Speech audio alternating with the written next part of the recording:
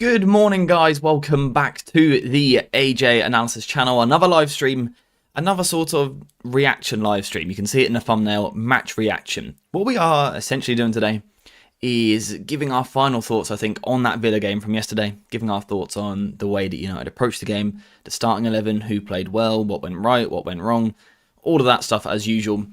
And perhaps it might be time for a bit of Erik ten Hag talk as well, because I think we're getting there as a club. I'm not going to speculate new managers because I don't want to do that.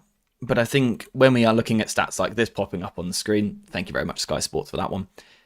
When we're seeing stats like this pop up on the screen, the concerns are there, right? The concerns are there. And it wasn't a great performance yesterday. I think last night, I think I was more positive than most. I think some people were quite harsh on elements of the performance. I think I've been more positive than what most people have. But we do need to have a conversation about it. Kind of what United were doing. What does it mean for United? What does it mean for Ten Hag? And just everything else surrounding the club at the moment. We need to catch up. Before all of that, though, get in the chat and let me know how you guys are doing. How are you feeling kind of immediately after the game? What are your thoughts on United this week during the international break? What's going to happen with Ten Hag? But also, just how is your life? Alex, good to see you, mate. Good morning to you, sir. Hope you are well. FP, great to have you back, mate. How are you? Akash, good morning to you, sir. Conrad, good to see you. Queen, good to see you as well. How are we feeling? How are we feeling? How are we feeling after that game? 0-0. It was a bit dull, wasn't it? It was a bit of a boring football match. In a way, that's almost a good thing. Because I think United have almost been too entertaining for all the wrong reasons in recent weeks, right? I would argue United Spurs was entertaining. Perhaps not for us. I would argue United Porto was entertaining. Again, for all the wrong reasons. You could argue Ten Hag almost needed that slightly boring game, because if it was boring, it meant that it wasn't catastrophic.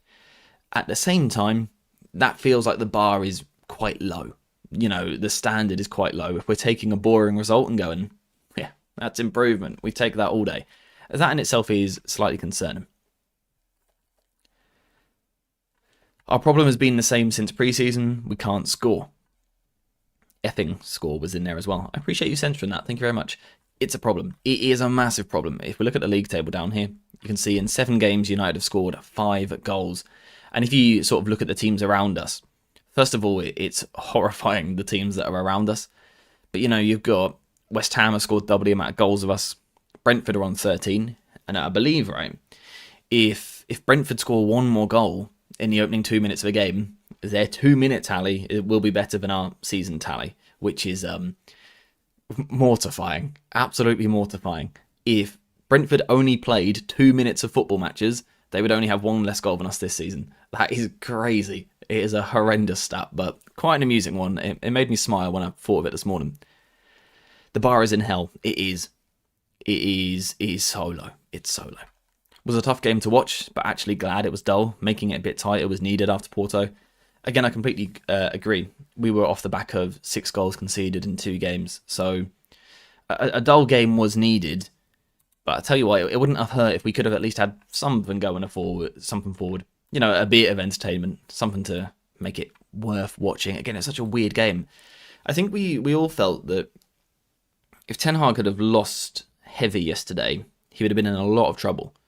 Quite a lot of trouble. I think his job really would have been at risk. I think if he had won, you know, pulled out a nice 2-0 performance, for example, played well, and won, I think he might have been safe. I think a 0-0 draw, and I said it yesterday, such a nothing game, leaves us in a really weird place. And we've now got kind of 2 weeks of sitting here. Maybe something happens quickly, I don't know. But it feels like potentially we've now got 2 weeks of kind of sitting here in a bit of a limbo, not really sure what's going on.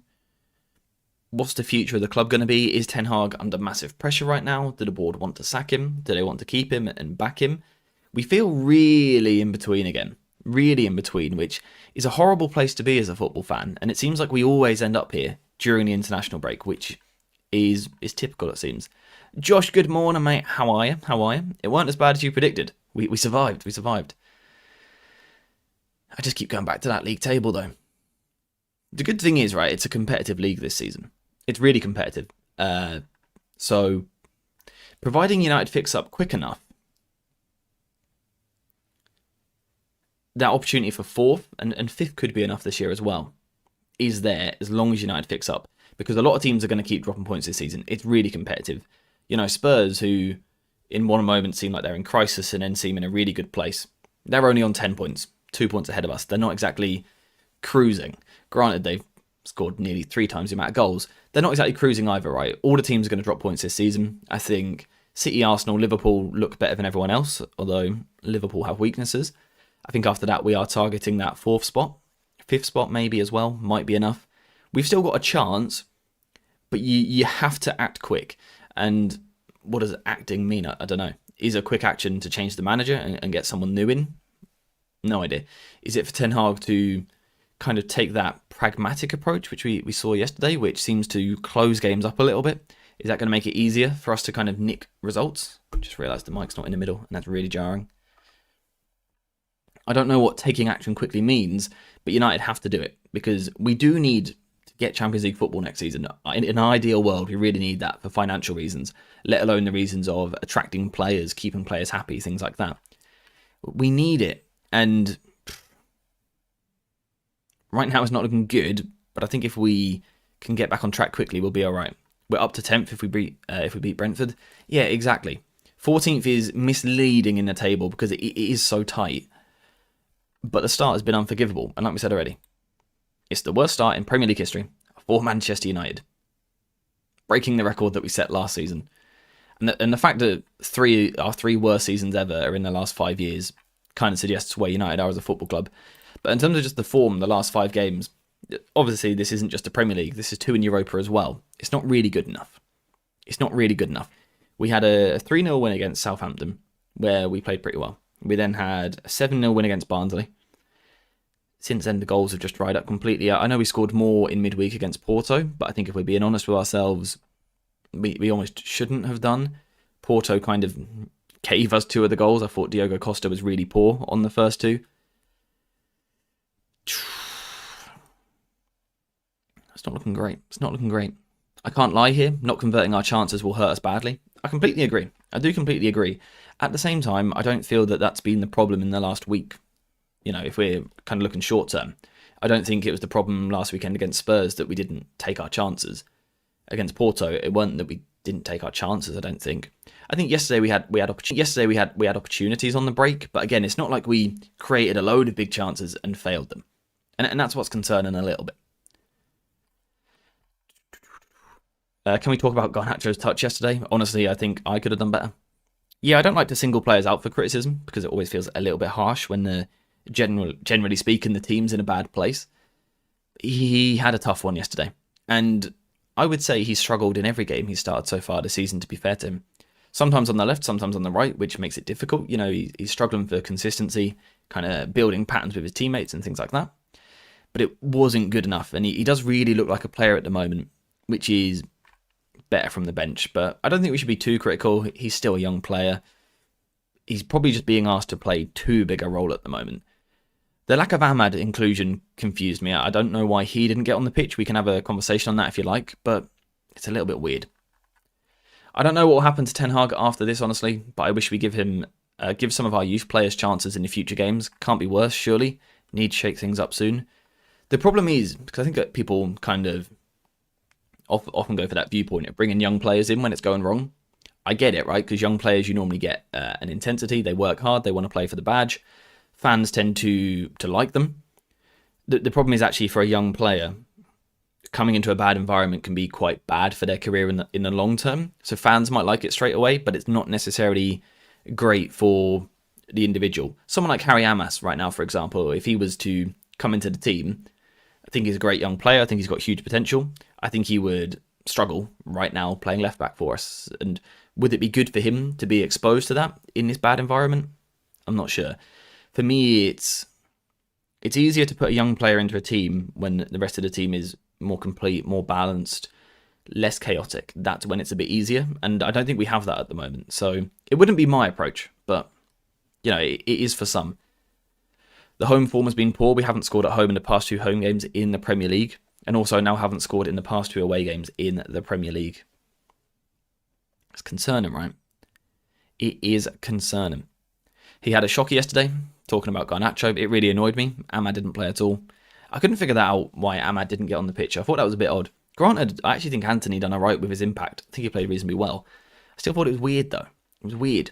Akash with the membership for the 4 months. Thank you very much, sir. The support from you is always quality, so thank you very much. Garnacho is an impact player at best for me. Yeah, and let's make this clear. An unbelievable impact. His impact from the bench is phenomenal against tired legs, against a stretched pitch. He is so good. At the moment, from the start of games, he seems to struggle. Perhaps the lineup showed that those with the strongest mentality in the past week or so. The stream just ended. Anyone having problems with the stream ending, it shouldn't be happening now. It should be sorted. But if that happens, close it and come back onto it. I don't know why that's happening. YouTube just doesn't like us streaming at the moment for some reason. So if your stream just randomly dies, randomly closes, close the stream, reopen it, and you'll be fine. Just, yeah. So just close your stream, open it again, and you should be alright. Just going back to FP's comment. Where's it gone? Perhaps the lineup showed that those with the strongest mentality in the past week or so. What are our thoughts on that? Lisandro Martinez and De Ligt dropped. We'll call it dropped. Ten Hag said rotated. I think that's said to protect the players, which is probably the right thing to do in hindsight. What message does that send? A lot of people are reading into this as, you know, when it came to crunch time for Ten Hag, he didn't trust his own players. He didn't trust the players that he had brought into the club. Everyone's saying he spent so long talking about getting the right back four, needing his players, the right players, and he doesn't even play them when he needs them. Is it that? Is it a case of, like FP has said there, getting the strong mental profiles? Is it purely that it suited this particular game, that we knew Villa would be physical and we therefore needed physical centre-backs ourselves? You know, if we were off the back of a week where we beat Spurs and we beat Porto, changing the centre-backs and then defending well would be seen as a positive. But because it's on the back of a negative week, we see it as players dropped because they're horrendous. This is a statement of intent. Is it that, or was it purely just tactical to get a better profile of centre-back? I'm not sure. Yeah, guys, if you refresh the stream, it should be fine. I don't know why that keeps happening at the moment. I think I'm streaming like through OBS to YouTube at the moment, and it doesn't seem to work nicely, but I don't know how to change it because I've got the latest version of it, and it automatically does it. But I'll figure it out at some point. If Ten Hag has lost trust in his players, does this mean he's lost trust in his system as well? Notice no inversion from Dallo yesterday. I don't entirely agree with the Dallo point, I'll be honest. I saw Sam talking about it this morning on UPTV. If you don't subscribe to him, by the way, go subscribe. Quality content. I don't fully agree with the idea that Dallo didn't invert yesterday, though. I don't feel that's completely true. I would say he done it less regularly, for sure. Let me try and get the player positions up. But I don't believe that, you know, he was exclusively playing wide yesterday. I don't think that is the case.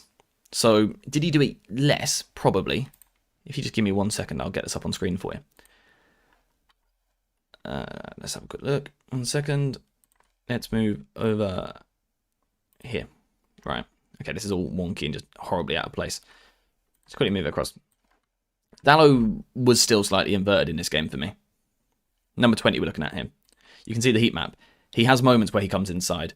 Granted, not as much as recently, but I still think at times he did. So I don't necessarily agree with the idea that we abandoned the inverted fullback. I still think we saw it for spells of the game. But yeah, we definitely done it less. I think it's fair to say that. Did anyone see the clip where Van Nistelrooy and Ten Hag were arguing? I did see that clip, and I've seen some people say they weren't arguing. I think they were arguing, to be honest, or perhaps not arguing. I think they were disagreeing, but I don't think that's a problem at all. We are talking about top-level football here, where fine margins are absolutely huge, and that means little decisions are absolutely huge. Fine details. Is the player playing 5 yards too far to the left, too far to the right? Should we open up? It's 0-0. Should we go for the win, or are we better off protecting what we've got? They should be disagreeing. If they were constantly agreeing on everything, there would never be any, challenge for what you're doing. I think you have to disagree to try and find the best solution. So, yes, it looked like they were disagreeing, but it didn't look like they were arguing as such to me. Disagreements happen. You see Pep always talking in like a animated fashion with his coaches. It happens. So I don't think it's really a problem. Not for me. Maybe I'm looking at it wrong, but yeah, I don't see too much in it. Chad, hello Sunshine, how you doing, mate? Good to see you. It was the right decision. Martinez has been poor and Evans was very good. Evans was quality. Talk about Johnny Evans. Let's get that man on screen for a second. I ain't got too much to say, but what a man. He deserves his accolades. Just quality. Just a quality performance. Helped by the system being compact, it made his life a lot easier. It made the life of any centre-back easier. And he performed his leadership. Just quality. He probably... Was he even meant to play football for us? Was he signed to play football? Or was he meant to be doing his coaching badges? I don't know, but he played well. So shout out to Johnny Evans. Every time he comes in, he seems to play well. Proper professional. Got to give it to him. In everyday working lives, everyone has discussions, etc. with colleagues. It's normal. Yeah, exactly. Exactly. We should disagree with each other. We should challenge each other's opinions if we disagree. It seemed to me that they were doing it in a respectful way. You're looking for solutions to problems, and everyone's going to have different ideas on how you solve those problems. So personally, I don't have an issue with it. De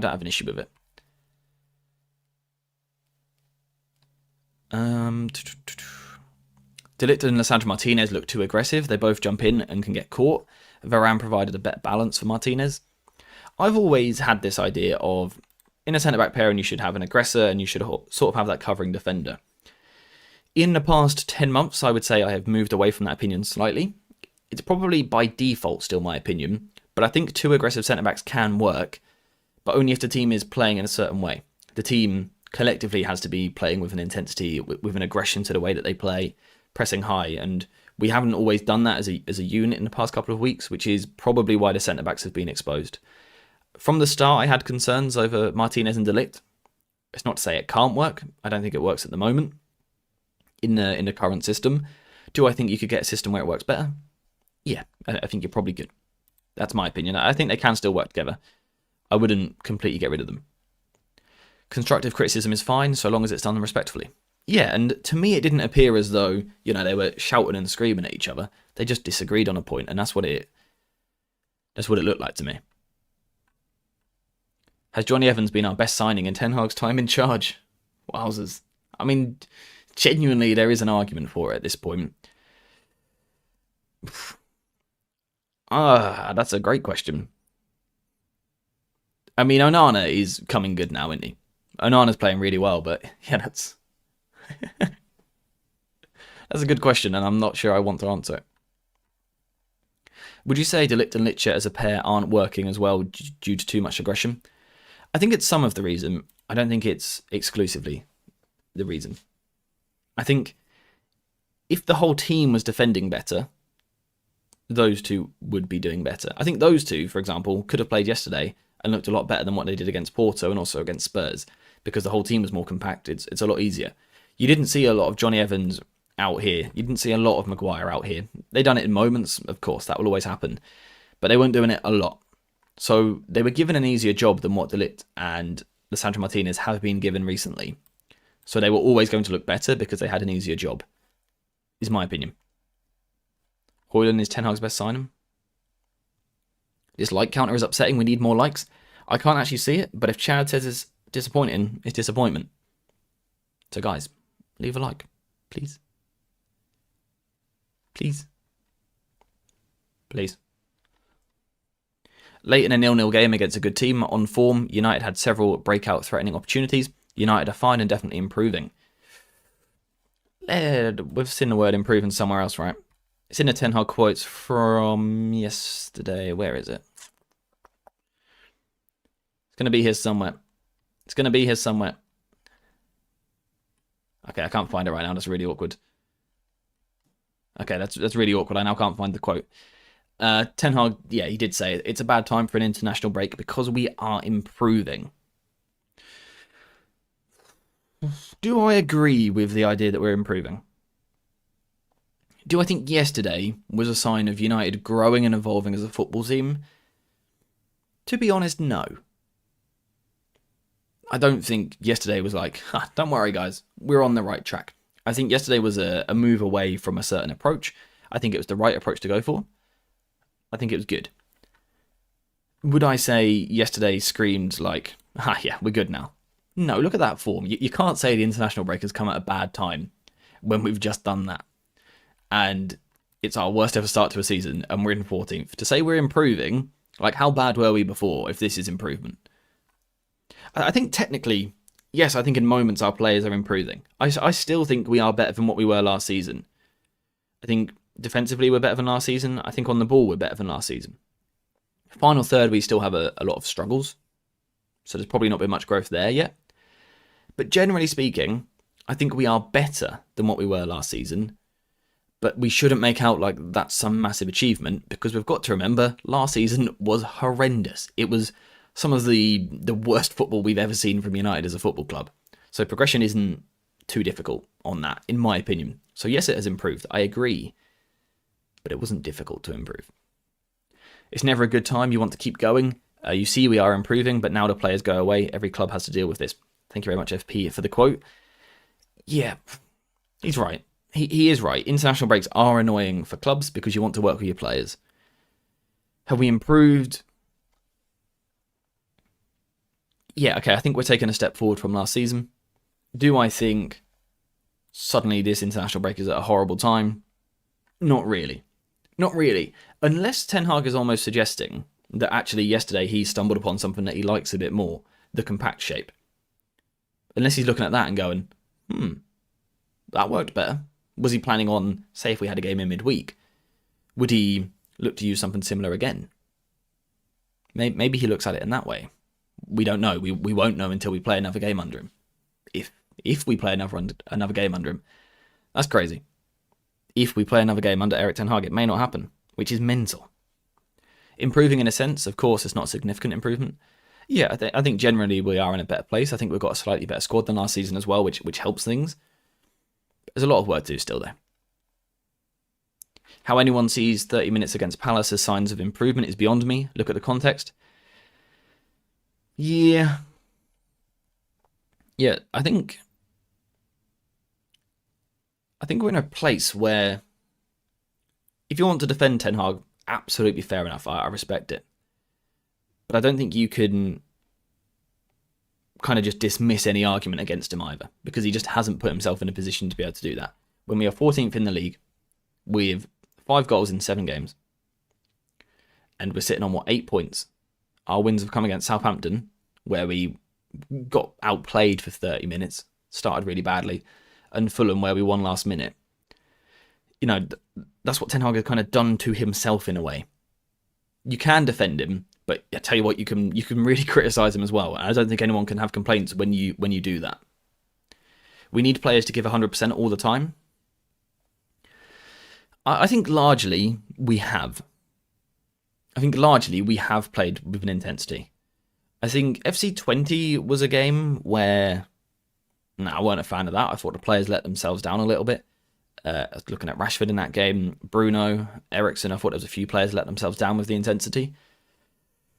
And then against Porto, I think Rashford defensively let himself down a little bit. But apart from that, I would say everyone has been working hard. I don't believe the argument that, players are kind of thrown in the towel a little bit or are downing tools. I just don't think that's true at all. It's not what I'm seeing. AJ, please get the standings off my screen. It hurts. You know what? Let's leave it there for a few more seconds. Look at the teams we are competing with. Bournemouth and Leicester. That's a lovely little sandwich to be in. Even for Spurs? I think Spurs game, tactically, we were just outplayed. Personally. Can this manager get us into the top 4? Yeah, I think he can. I think things are going to have to change. He's going to have to figure something out tactically. Will he do that? I'm not sure. Is he capable of getting us top 4? He is still, of course he is. When we start scoring, all our problems will evacuate. I think I disagree.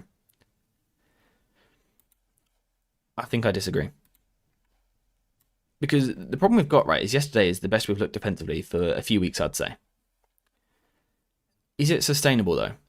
That's the question. Is Ten Hag now going to, like I said earlier, take this approach moving forward? Is this the new game plan? Are we going to be a team which doesn't really press high as consistently? Although I still think it happened in moments. I think at times we pressed, but generally speaking, I think a lot of people would agree it was a slightly more passive shape. The 4-4-2 is clearly more passive than the 4-2-4. Are we going to keep doing this? Is that the plan after the international break if he's still in charge? Or was this just a kind of like a one-off?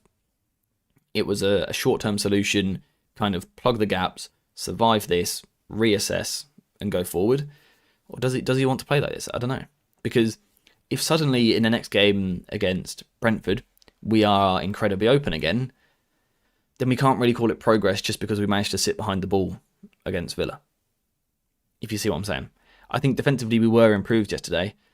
Again, I don't know that we should sit here and applaud that massively because I don't think it took a lot. I agree, they look like they're giving everything. Yeah, that's how I see it. Man, I wish I was as optimistic as you guys. In my opinion, there is no way we're getting top 4. Not playing this kind of football for sure. Not playing this kind of football, yeah, I think I agree with that. With Ten Hag, we know that he is capable of a change because we saw it in his first season, the more pragmatic approach. And I don't even know if I would recommend a pragmatic approach, but the fact that Ten Hag sort of has that in his arsenal means we could do it, which means we could get top 4. I'm not ruling it out. Sorry to do it again, Bosch. I'm not ruling out the top 4 because it's too early in the season. The point gap is small between teams. You know, I think we can probably cancel the title parade, right? We can cancel the bus. We're probably not going to win the league this season. But I think the top 4 is possible still. That's my thought.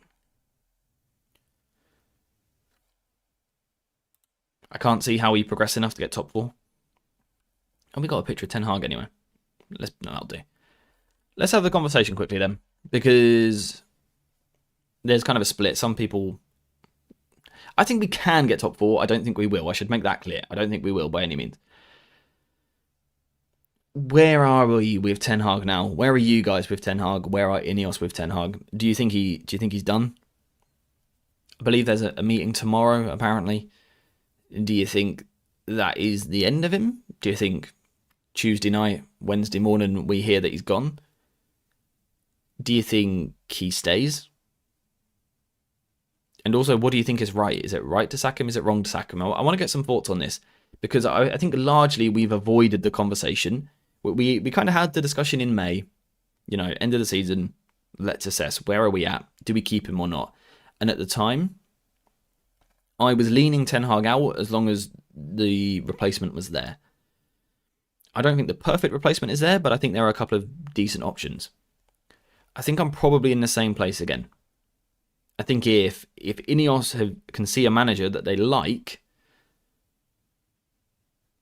I would probably do the change because I just don't think it's good enough. Personally. I think he's safe for now. I do. I think he's safe. I don't know if he should be. But I don't think he'll be sacked, personally.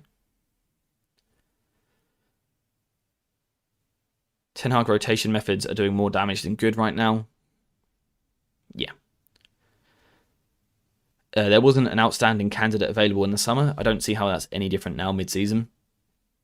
Yeah, I guess the only question is, do Ineos view it as being such a bad start to the season that it's almost unforgivable that anything is better than it? I don't know. I don't know if that's how to look at it. I said I personally would be looking at moving him on. I don't think Ineos will. I don't. Personally, I'm done now. I don't see it working for him as much as I wanted it to, but I'm not sure Ineos will sack him soon. I think they'll wait another month. The problem is, let's say we wait another month, and I think a lot of people believe that might be the idea. Get to the next international break in November. What is success in next month, and what is failure? Because I can see us being in the same place in a month's time where we maybe lose 1 or 2 games that we shouldn't and we play poorly. We have a couple of decent wins, a couple of kind of flat performances.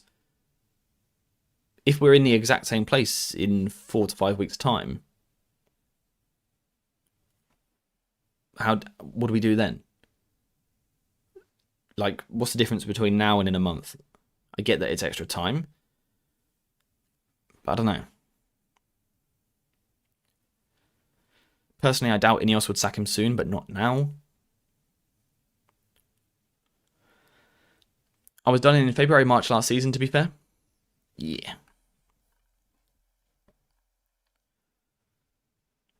Yeah, I don't want to give my thoughts on other managers just yet. I'm going to keep my cards close to my chest on that one. Are there managers that you guys would like? Is there anyone you're looking at and going, yeah, I think that might be the guy? I said, I'm not going to give my thoughts just yet because, to be honest, I haven't done the research to back it. I started watching a lot of Thomas Tuchel games last night. I've started my research. That is very much my plan over the international break, to watch a lot of other managers, kind of just in case. Do you guys have anyone who kind of stands out straight away? Yeah, I'll keep my cards close to my chest, mate. Don't you worry.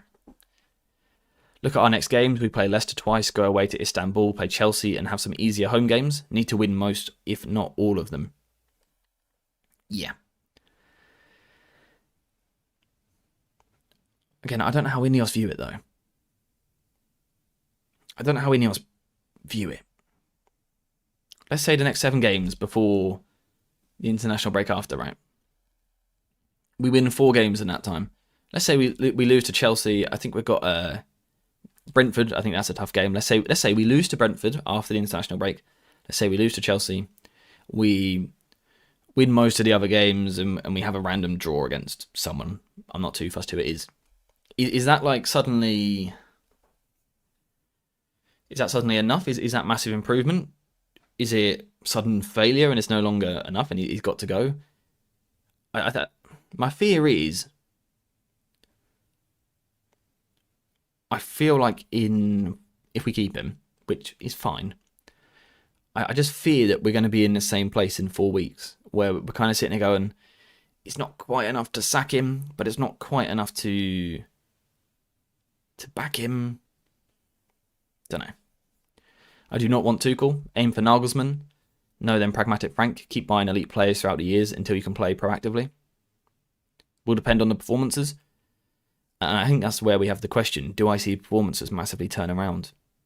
Because every time we seem to get a glimpse of it, Crystal Palace first half, Southampton second half, every time we get a glimpse of those improved performances, they go again. And that's why I'm worried about... I don't want to say Ten Hag outright, but I'm also very worried about saying Ten Hag in, because right now we look at this and we go, you know what, it's not good, but we can recover the situation because we're only 7 games into the season. We've got 31 to go. If we fast forward a month and, again, don't really improve enough, we could be getting to the point where, you know, the season's not possible. We can't save it anymore. It's gone. It gets out of our reach a little bit. That's my concern. And the problem is we have no way of telling what's going to happen. We might do really well after the international break. We might flop it. That's the difficulty for Ineos, figuring out what we're going to do. It's a risk keeping him, though, just because the season could get away. And it felt like last season was almost a throwaway season in the end, apart from the Cup. The league was a throwaway. We can't have 2 seasons of throwaway. I know we all think that the squad's in a certain place. It needs to improve. We need better players, better individuals, whatever. You can't have 2 seasons of throwaway. That's not okay. And I know people say, well, only 1 year of that is under Ineos. But for me personally, I don't accept that. That's just me. Tuchel is a tough one for me because the clubs he has clashed with have also had structural issues. So it depends how far we think we've come in that regard. Yeah, also, apparently the issue in the summer was some sort of disagreement between Tuchel and wanting control over transfers, but Ineos not wanting to give it to him, something like that. Do we know when that happened? Because obviously we had a summer where it was kind of a bit disjointed in terms of like, it felt like every 2 weeks we got a new member of staff come in, like at the top. Do we know who was in place when these conversations with Tuchel took place? Like, was Ashworth there or not? Because Ashworth being there or not being there, present for conversations, does it change things for Tuchel? I don't know. Because I'm also sure at some point, and this is where I find it a little bit odd, I am sure at some point, I might be off on this, maybe someone can fact check me. I'm sure Tuchel has said in his career at some point that he's not great with talent ID. I'm sure he said that somewhere. I might have completely made that up in my head, but I'm sure he said that at some point. Which is why it's weird if the issue is then he wants a lot of control over transfers. Which, like, it doesn't quite add up to me. Pretty sure Tuchel said no around the FA Cup. Before or after by a little. Yeah, I don't know. How different are we now to what we were then? How much say were certain people having even if they weren't officially at the club? Don't know. We also had Paul, by the way, with the membership extending to 2 months. Thank you very much, sir. Greatly appreciated. Same cycle over and over again. Sick of it. Yeah, that's a mood right there, mate. Yeah, I agree. I am also sick of it. This football club for the last 10 years. It's not fun. It's not fun. Just to go back to this worst start nonsense again. It's the fact that 3 of them are in the last 5 years. It's not just 1 in the last 10 years. It's not just 2 in the last 10 years. It's 3 in the last 5. Ouch. Ouch. Like, this club they owe us all money, I think, for emotional trauma. Because what they have put us through, not pleasant. It's not pleasant. That's where his previous clubs are a factor, in my opinion. All of them lend themselves to transfer issues for various reasons. I am someone I quite like Tuchel, I'll be honest with you. I quite like him. Maybe he did a 2-week scouting course and now he thinks he's the talent ID GOAT. Possibly. Maybe that's what it is. According to The Athletic, it was Wilcox and Barada that spoke to Tuchel. Yeah, so I don't know. I don't understand the ins and the outs of like Tuchel not agreeing with the aims of the club. Would that have changed by now? No idea. No idea. Are we more desperate and willing to kind of bend to demands as well? Don't know.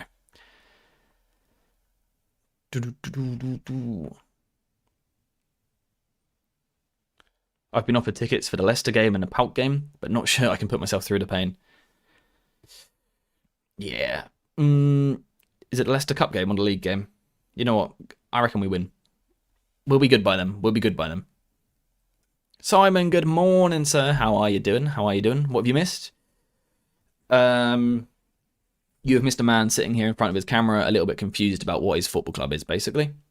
We haven't reflected too much on the performance yesterday, I'll be honest. We had a bit of a chat early on.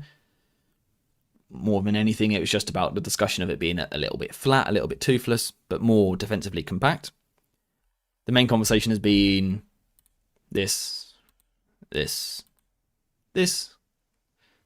this. But mainly this. And kind of Ten Hag where we are at the moment. That's the main conversation today. Would Sam Allardyce be a good fit? Yeah, give it Sam Allardyce till the end of the season. What can go wrong, honestly?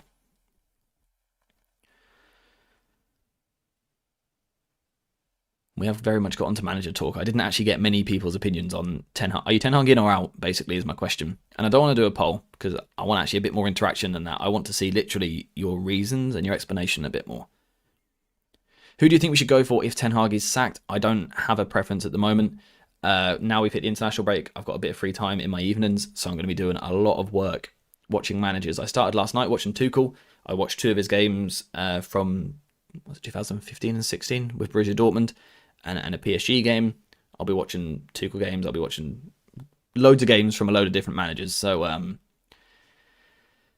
not going to give you an answer on my preference right now. The first half was completely flat. Onana didn't have much to do in the first half. Yeah, I thought the first half was where we were actually slightly better as well. I thought it was a flat game, but I felt that we went about with a bit of an intensity with the tackles and things like that. I think Johnny Evans and Maguire in particular were getting quite stuck in. On that topic, by the way, okay, we don't want to talk about it too much, but what on earth was the referee doing? What game was he managing there? His decisions were odd.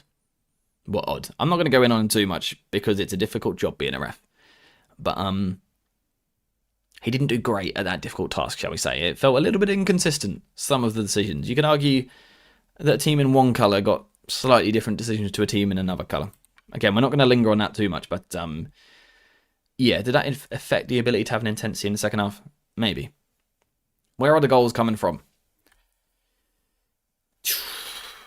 That's the question, right? That's the question, because we had it yesterday. Rashford came off because he's just been booked and he's made another foul. Probably lucky, to be honest, not to avoid a second yellow. So he comes off, and did Rasmus come off at the same time, I think? And Xerxes and Anthony come on. And I don't mean any offence to this lot. But you do look at that team and you go, who are the goal getters? Garnacho, but he was having a poor game. Bruno, also having a poor game, although the free kick was an unbelievable effort. But, you know, past those two, we're looking at, like, Christian Eriksen. Do you fancy scoring again because you've scored a few recently? It did look like a real lack of goals on the pitch. I never felt that we were going to nick a goal late on. We just didn't have the players on the pitch to really do that. The Ahmad situation's odd. Was it just pure rotation? Anthony needs minutes. Maybe. But I don't know, it just felt a little bit weird to me. I think people are making a similar point on Ugarte. Again, it's not necessarily a match that screamed for Ugarte. You know, it's not like, we're crying out for Ugarte in the middle of the pitch. It wasn't like that at all. But it's a bit odd that 2 games in a row, he didn't even get a minute. Because Ten Hag spoke a lot about how he needs time to settle in, to bed into the team, to understand a new role and things like that. And you can do a lot of that on the training ground, right? You can learn about your new team. Ultimately, the place that you really learn your new team, your teammates, how you're going to react in big moments under pressure, is actually by playing football. So I understand not starting Ugarte the past 2 games, but I feel like if you actually really want to help him settle in, give him 20 minutes in one of them. I'm not saying it had to be yesterday or it had to be Porto, but one of them. But I think it's been a little bit odd. I don't think it's like crisis time. It's not that by any means. Just a bit weird, really, that he didn't get on the pitch at all. Because it's not like Eriksen and Kobe were dominating and really running the game. They actually looked quite tired towards the end, which was somewhat inevitable. Anthony doesn't need minutes. He needs to be sold. Poor bloke. Eriksen yellow in the second minute was crazy. Yeah, I tell you what I do want to do. Give Eriksen a lot of praise. Let's get these guys back on the pitch. I want to give Eriksen a lot of praise. Not because I think he had a phenomenal game, but I was scared for him in this match against Morgan Rogers and that ball-carrying ability. And when, was it, like I said, 2 minutes in, Rogers skips past him and he just fouls him. I was like, oh boy. Oh boy. Christian, my friend, you are in for a long day. But I tell you what, largely, he done really well, so fair play to the lad. There was even a couple of transition situations where Rogers was kind of running across the pitch like this, and Eriksen was sticking with him, to be fair. I think it's about 30 minutes into the game, and then Johnny Evans comes in and absolutely clatters him. But yeah, I thought Eriksen done well to just keep going. I mean, his technical quality on the ball is always there. His first touch is nice. He's a good passer. But I was impressed with his kind of defensive shift in this match. Fair play to a lad. To Ten Hag, a draw felt like a win. Yeah, obviously we reacted yesterday when the team news came out. And we were looking at it and we go, and looks like we're going to sit deep. Not necessarily park the bus, but we're going to have men behind the ball. We're not going to press quite as high, and we didn't. Certainly not with the same consistency. And we're going to play on transition. Is that a message? I don't know. Is that a manager? Is that a manager fighting for his job? Is my question. And I don't mean that in the sense of Eric's given up. I mean it in the sense of, I would assume there would have been some sort of communication between Ten Hag and the people higher up in the past week or so. Apparently they always talk, right? I didn't get the impression yesterday that was a Ten Hag, desperate for a result to save his job. It felt like, damage limitation a little bit and perhaps going for a draw. But it didn't scream to me that he was, fighting for his life and he needed a big performance to keep the job. That Ineos had suggested he was under pressure or anything like that. And I don't know if that speaks volumes as well. I think that's partly why I think he might be safe for now. I think he survives another month, personally.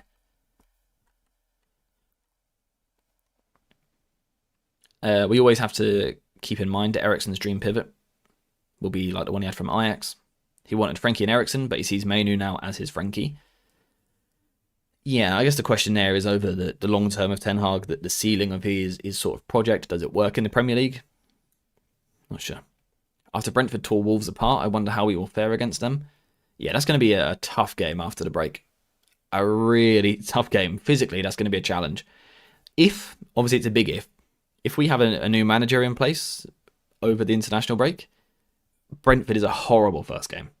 Absolutely horrible, because they're so good in big games. They're incredibly physical. They can't stop scoring at the moment. A lot of that quite early in the game. Yeah, that's not going to be nice. It's not going to be a nice game. International break is always weird anyway. You come back a bit sluggish. You've then got, it's either going to be Ten Hag needing a result or a new manager wanting a positive start. So it's not a nice game at all. It tells you a lot about managing a squad when free transfers are the best value right now. Yeah, I think it's a market that United should have used more, perhaps. It's also not a great sign that we're talking about Johnny Evans and Christian Eriksen being our best players when I think we wanted Eriksen gone in the summer, and I think Evans was kind of brought in as a kind of like a coach and like a last resort as a centre-back if we had a lot of problems. It's not great. All these ex-Ajax guys, but missing Gravenberch seems wild when you think about it. He was the one I wanted from the start of Ten Hag first coming in. I think when Ten Hag first came into the club, I think I'd done a video at one point looking at 2 players he should bring with him, and there was we went for a few of them, but they're kind of like the 3 that I labelled were Timber, Mazraoui, and Gravenberch were the ones you could look at for me. So yeah, it seems odd. He was the most physical one. Seems weird that we didn't end up with him. Breaking: Manchester United are lining up Thomas Tuchel as a potential replacement for Erik Ten Hag, says Samuel Luckhurst. First of all, thank you very much for the quote.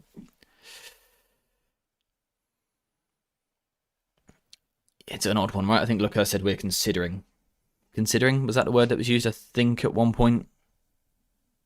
That we're considering Ten Hag, or Tuchel as a replacement for Ten Hag.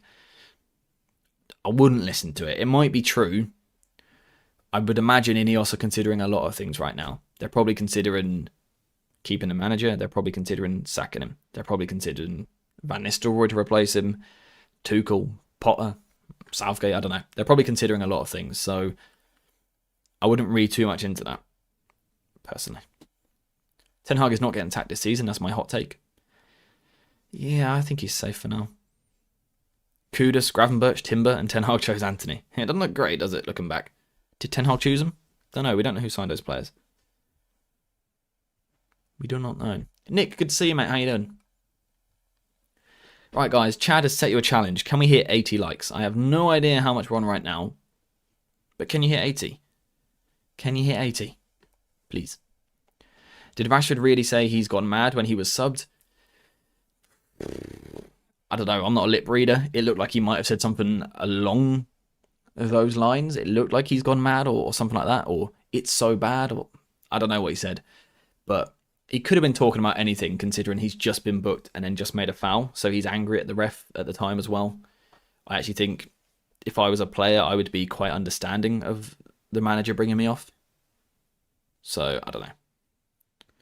We're on 56 right now. We can run those numbers up, guys. I'm going to sit here for a couple of minutes until we do that. We're going to have a 10-second silence for the like button. If you haven't liked already, please do.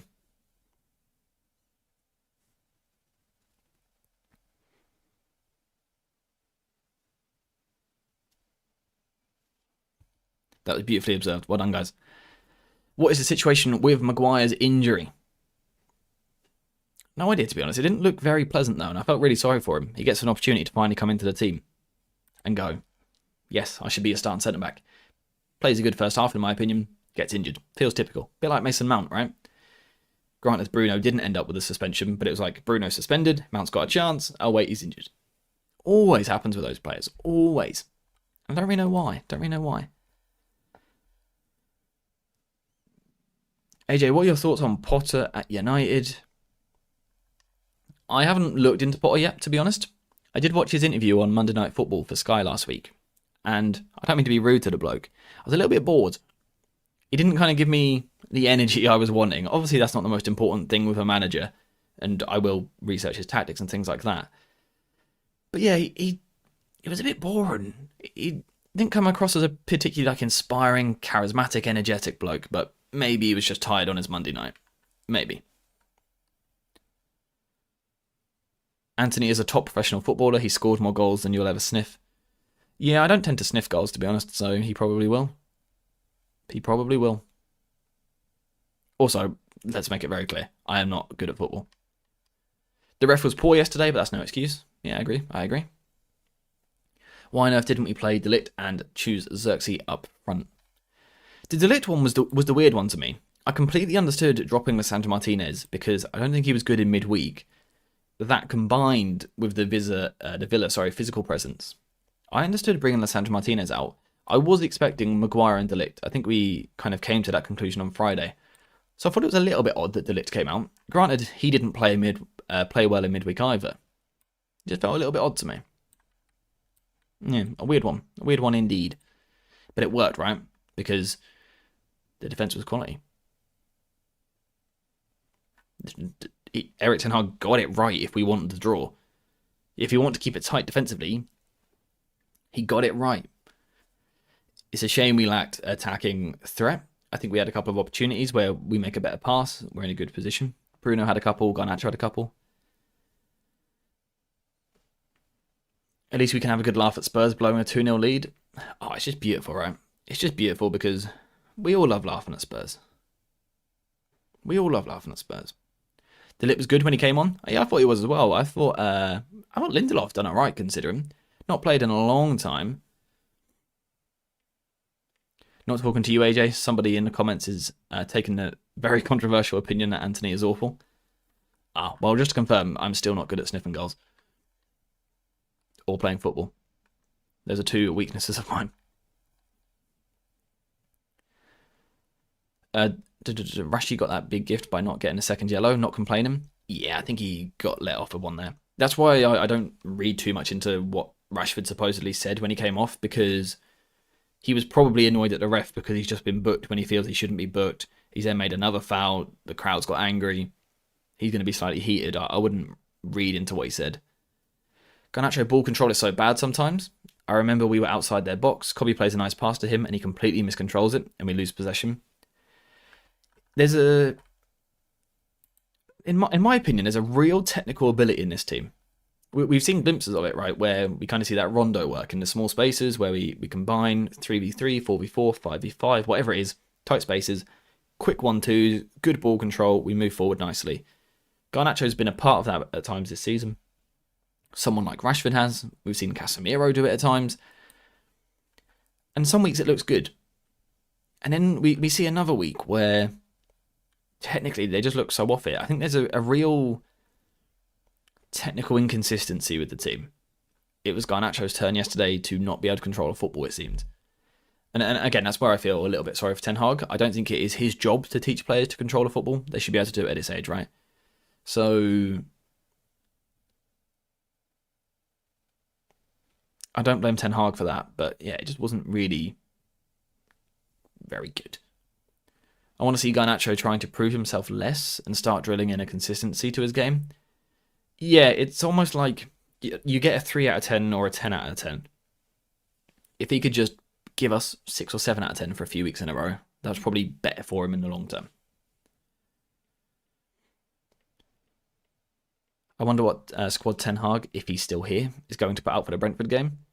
Yeah, I'll do my Brentford research over the break as well, because like I said, that's going to be a really, really difficult game. I also think that I've got a bit of time the next 2 days, because I'll be honest, I don't know what video we can do at the moment. You know, I don't know what video I can give you guys in terms of analysis. Not until we hear something. And if we hear nothing, then we're stuck. We'll look at how Ten Hag can turn things around. But say today, tomorrow, until we hear something, I don't know that there's a video I can do for you guys. If there's one that you want and it feels relevant, I'm happy to do it. But I don't want to talk about why Ten Hag should or shouldn't be sacked. I don't want to do that. I don't want to look at new managers until we get the word that he's going. So I don't know what we talk about for the next 2 days, because it also feels wrong to be like, Ten Hag should do this, and then tomorrow he's gone. So yeah, I don't know what to do the next couple of days. You think they'll sack or keep him? I think they will keep him. I think they'll keep him. Can we do a video on how the tactical setup evolves from here with or without Ten Hag? The problem is I think it's different depending on the manager. Because like you said already, Ten Hag likes that rotation on the pitch. Other managers are a bit more pragmatic, a bit more fixed with the way that they do things. It is difficult to talk. We could perhaps look at kind of what structure actually suits the players the most. That's something we could potentially look at. If the results are going like this, then the sack is inevitable. It's just a question of when, not if. Things have got to improve. Completely agree. Completely agree. I just don't think he'll be sacked this week. I don't think he will. 77 likes, we're nearly there. Have we not hit it yet? I'm going to start fighting people. What was the target? 85. 8 people. If you haven't liked it, could you like it, please? It would make Chad happy. And if Chad is happy, I'm happy. All right? Make Chad happy.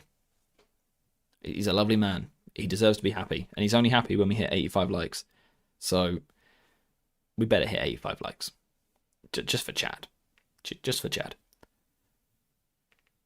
I'd love to see a video about the current squad in different formations and with different build up and defensive shapes. I'm all in on a 3-5-2 with the split forwards. The difficulty that I find when we try and do that, we've tried to do that in Discord before. Join the Discord, by the way, if you haven't. Will be linked in the description. But when we've discussed it on Discord, but also on stream, I really struggle to actually find a nice balance in this team. And weirdly, the balance that I actually often struggle with is getting Lisandro Martinez and Rashford in the same team. And I feel that most people probably want them in the team. I think Rashford's still our most dangerous forward, even though he's inconsistent. And Lisandro Martinez is our best ball-playing defender. But I do actually struggle to get them into the same 11. So I can do a video looking at balance and stuff, but it might require dropping a player or two that people may not be happy with. We hit 89. Yes, Chad is a happy man. Thank you very much, guys. What am I saying? Thank you very much to everyone that has liked. If you haven't, I'm just disappointed. But everyone that did like, thank you very much. Legends. United should wake up and smell the goals. Yes. Sniff the goals. Yeah, by the way, I did get what you meant with the sniff comment. Do we still need a player like Zubamendi? High volume passer? Possibly. What we want are goals, which makes points, which also means wins, and we need those to climb up the table. I mean, it sounds like you've really dumbed it down and made it too simple, but football's a very simple game. It is as simple as that. Score more goals than the other team, you'll win. If you win, you get 3 points. If you get 3 points, you'll go up the table. It sometimes is that real. It sometimes is that simple. Do we have anything else to discuss today is my question.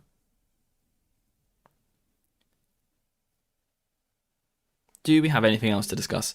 Like I said, it also feels wrong in terms of videos moving forward. It feels wrong to do a video looking at players as well.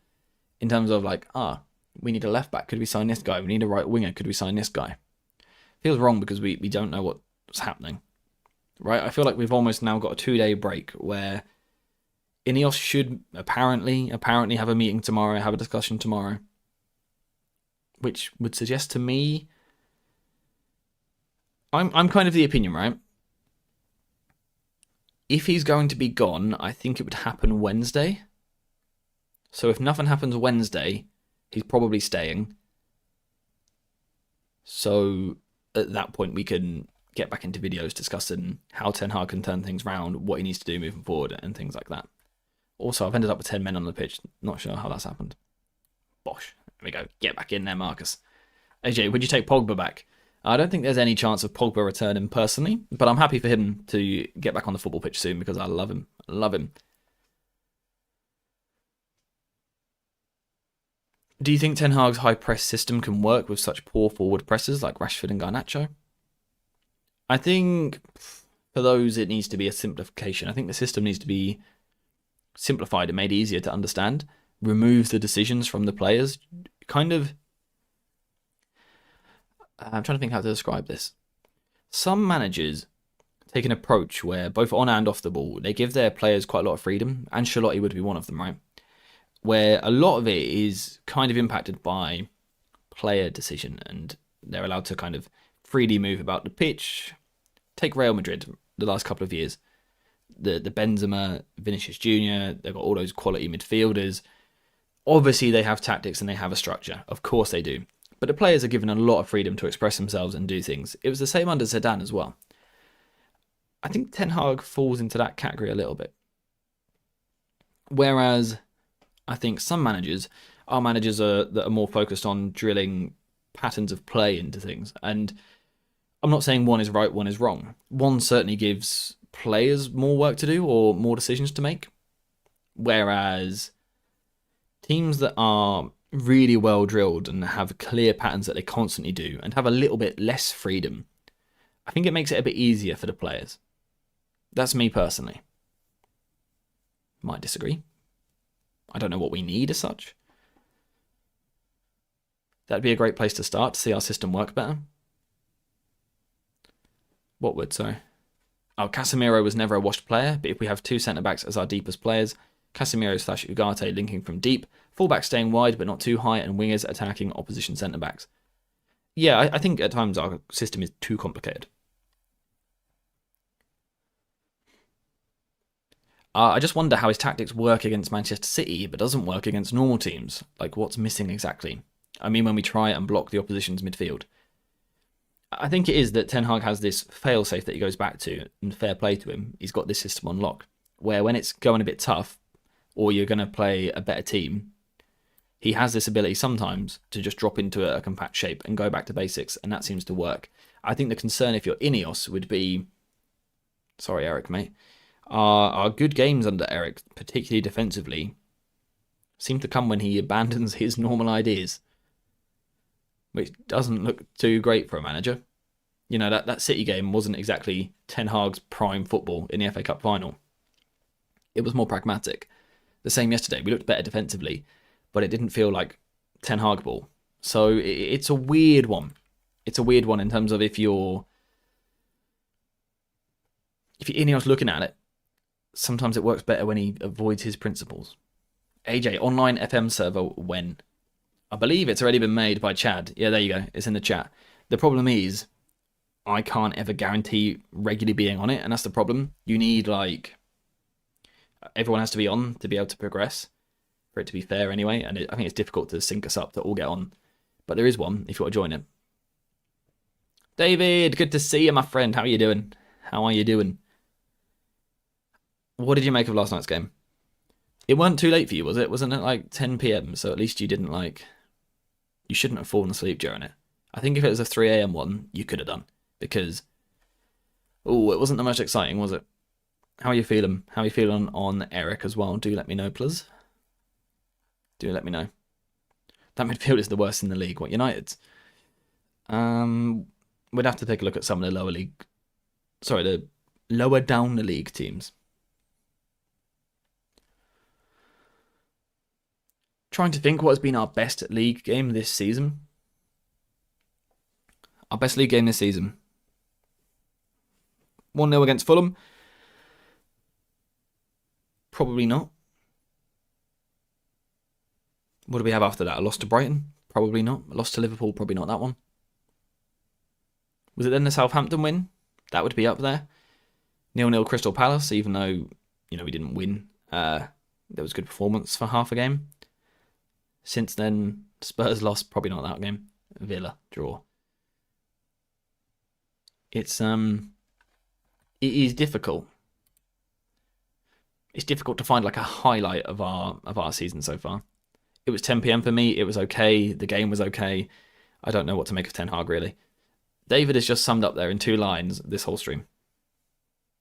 AJ, our best game is Palace. I think I would agree.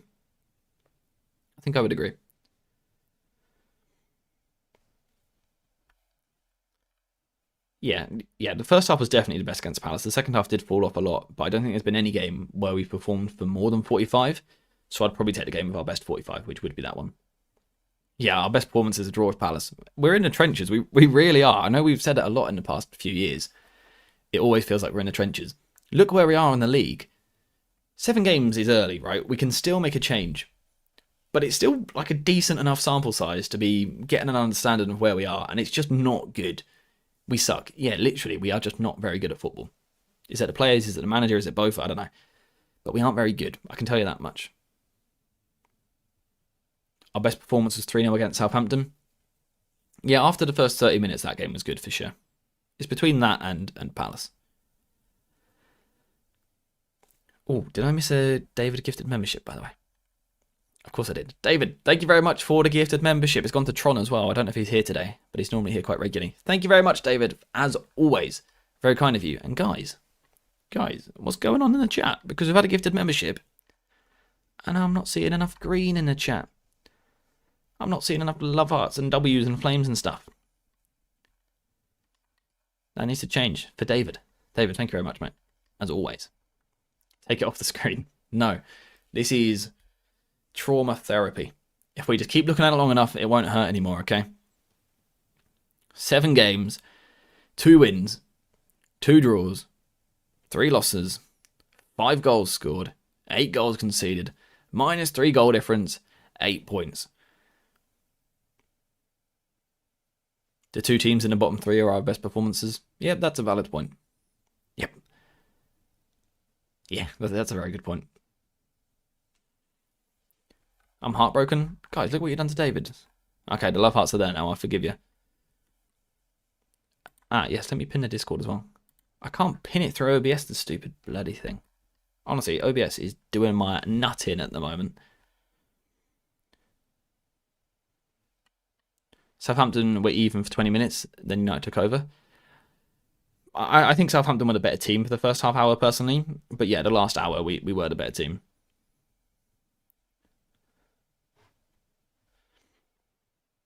Nobody wants to admit that Ineos may have made some mistakes too in regards to the signings and the positions they focused on. Yeah, I think that was always, I don't want to say likely, but somewhat possible when they came in so late and straight away had to make signings. There's a few signings that I'm not the biggest fan of. Players that I wouldn't have necessarily targeted. But that happens. I don't think it's the main problem. So about Ten Hag, how does everyone feel? That is David's question to you guys. The general response we've got so far is kind of want him gone if there's that manager that you replace him with. Hey AJ, how are you doing? Not bad at all, thank you very much. How are you? I mean, I'm a little bit disheartened by the football, but I'm not bad. Standings don't matter until May. I completely agree. But I think it's a reasonable measure of where we are as a team right now. You know what, let's get it off the screen. We've been looking at it long enough. Let's look at Ten Hag's beautiful face and Johnny Evans and Christian Eriksen. Look at them. Beautiful. Beautiful. Brentford and West Ham are 2 tricky games. West Ham are above us, so that should explain it. Yeah, I think most games are tricky for us at the moment, to be honest, apart from Barnsley. It only matters where teams finish the season. Yeah, I completely agree. It's the famous saying, right? You can't win the league in October. It's probably not normally October that people say, but you can't win the league in October. But I think you can lose the league in October. You can't get top 4 in October, but I think you can lose top 4 in October. So I think it is still important to, yes, ultimately it's the end of the season where it matters. Where you are now does give you an idea. At the moment, we're still okay. We've got time that we can catch up with the top 4, get back where we want to be, hope for Champions League football next season. But those changes need to start happening soon. We need to start climbing the table. We need some results. It's not a reasonable measure because the competition is different for every team. Agreed, right? But ultimately, if you're 15 points off the top 4, 9 times out of 10, it's fair to go, you know what? I don't think we're getting top 4 this season. I don't think that's, outrageous to suggest that. Anyway, I'm thinking, just reading through chat, I think we might start wrapping up in a second. We need goals. You're not wrong. If we could avoid the messages with all capitals, please, it would be great. But we do need goals. You're not wrong. And we do need a left back. You're not wrong. We'd lost the league in September. Yeah, I think it's fair to say we won't win the league this season. Like I said, Chad called me a hater for saying that, but I think it's fair to say. But Yeah, I think we are going to start wrapping the stream up there because I think we've run out of things to say. I think we are basically in a place now where we just got to sit and wait for a couple of days and see what happens. He might be sacked, he might not. And right now, that's all we've got. Like I said, we can't really sit here and like plan how Ten Hag can turn a team around because he might be gone in 48 hours. But we also don't want to sit here talking about new managers because he might stay. So I think we are in a place where we are pretty much finished. I will just finish with this David message as well. People say we did good yesterday, and I don't disagree with that, but I personally feel that the game was there for the taking for both teams, and we should have done more. Not playing Ahmad is criminal in my opinion. I agree with all those points. Because 0-0 away at Villa Park, I said it yesterday, it's not a bad result at all. It's not a bad result at all. But it was a really bad Villa performance. Villa were so bad on the ball. I haven't seen Villa play that poorly in possession for a long time. Technically, they were pathetic. And we come away 0-0 like, yes, let's go. Kind of shows, again, where the standard, where the bar is. It's not here, it's down there somewhere. And no one wants to be there. Did anyone actually delude themselves into thinking we were winning the league? I don't think so. I don't think anyone did. But I'm just saying. I'm being sarcastic. That's something you will need to get used to with me. I have a tendency to be sarcastic at times. Sarcastically, I don't think we're going to win the league this season. Also, literally, I don't think we're going to win the league this season. I never thought we would win the league this season. But anyway, yeah, Chad, we're going to win every game 6-1, and all is well in the world. That might be enough for the title. We'll see. Anyway, for today, though, I think we are going to stop there. I believe we got over 100 likes, which is amazing. So thank you guys very much. Very kind of you. Thank you to everyone who has been waffling along in the chat. Really appreciate you guys. But also everyone who sat there quietly. Still love you. The likes, did I say that? Donations, anything like that. Gifted memberships, all legends. A very good stream as always from the best one on here. Very informative. Thank you very much, sir. Hopefully we've got a bit more clarity in the next few days and we can bring a bit more information, a bit more insight, and slightly less waffle of just my opinions. But we'll see what happens. In terms of today, we are finished there. So thank you guys very much for watching. I hope you have enjoyed the stream as always. And today I know where the end button is. So yeah, I will catch you guys in